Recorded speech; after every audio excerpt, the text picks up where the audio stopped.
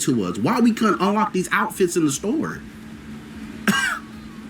These could have easily, I would have grinded for stuff like this. Like, oh, you got that new Ichigo? I grinded for it. It might have cost $1 million, whatever the coins thing costs, bro. In the fucking loop, but I need to start being more vocal, bro. I guess I'm not loud enough about the problems that should be fucking obvious if you tune into the communities. But maybe I'm tripping. Maybe I'm tripping, bro. Why they just automatically give us everything? They gave us all the characters. They gave us all the outfits. What is there to grind for? You're only doing story mode to get one character that you can't even go online with because the online is terrible. It's just frustrating. It's frustrating. Anyway, sorry, bro. I had to get that out.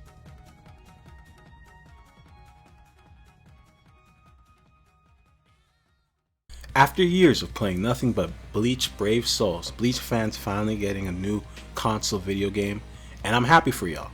Some of y'all kind of crashed out on the internet, I'm not gonna lie, but I'm happy for y'all. I've only watched till Soul Society, don't flame me, but the question on my mind and a lot of jaded anime arena fighter fans is, will this game save anime arena fighters? If you want my honest opinion, probably not, but it'll probably be a good Bleach game. Ever since anime games like Curse Clash, Storm Connections, you can understand why a lot of fans are sort of skeptical when it comes to arena fighters based on anime IPs. I mean, even Sparking Zero kind of flopped low key. So if Dragon Ball struggles to deliver a decent product, it's not looking good for anime arena fighters. However, a lot of fans seen Bleach Rebirth of Souls in a different light. There's like an in-depth fighting system that's attracted the attention of the fighting game community, and players are seeing it similar to kind of like a Tekken or Soul Calibur, like a cross between an arena fighter and a 3D fighting game. There's a difference between the two if you didn't know, but I don't really want to explain that. So what makes this game different from most arena fighters? Well, low-key it's kind of confusing at first, so I'm going to talk about how this game works and what makes it different than other arena fighters. And don't worry, I'm going to explain it in plain English. I'm not even going to try to pronounce the Japanese, because I just butchered it, I'm not going to lie to you. Basically how this game works, explained for dummies, is you have a health bar and you have lives. Kind of like stocks in Super Smash Bros. So what you're trying to do is lower your opponent's health to the point where you can use a finishing move and take some of their lives. Now, the confusing thing about this is some characters take more lives than other characters. Some characters ignore the system completely, but, you know, I wouldn't expect any less from a Bandai anime video game. How you fight in this game is that you have a basic guard, you have a basic side steps.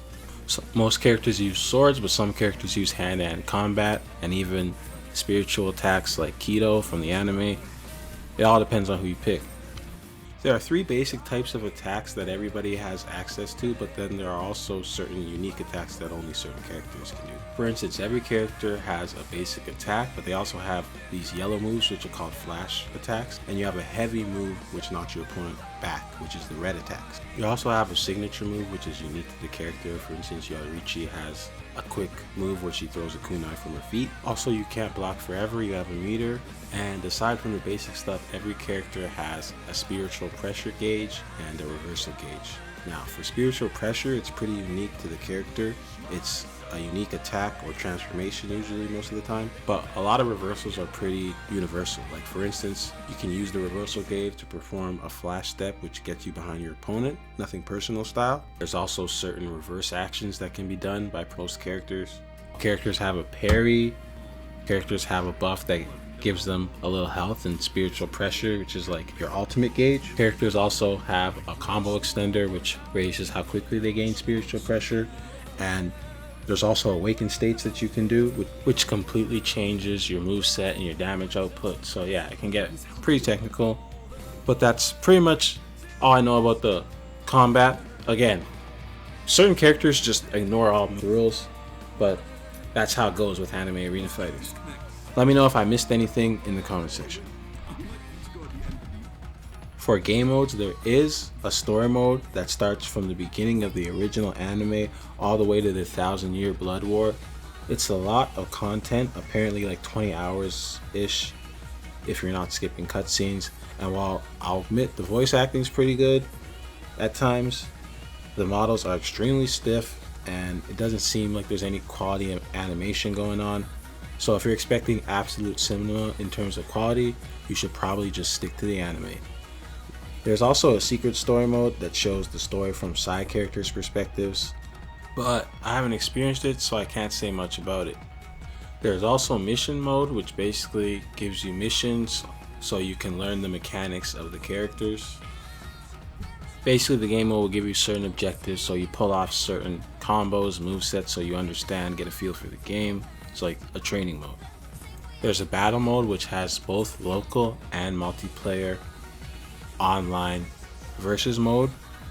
Now, the issue with this is there's no ranked mode on launch, which is kind of crazy.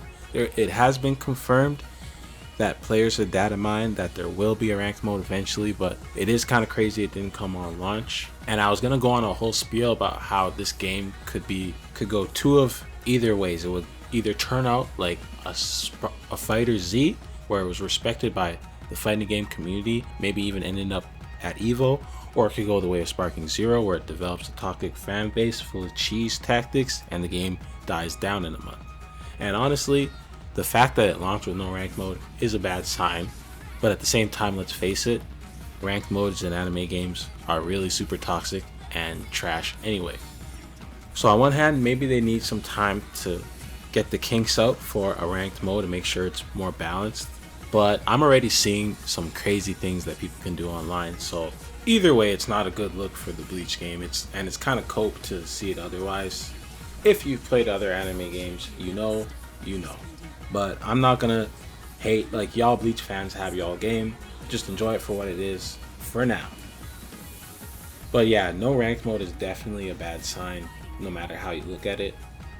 At the end of the day, the game just came out, so it's kind of too early to make a real call about the game.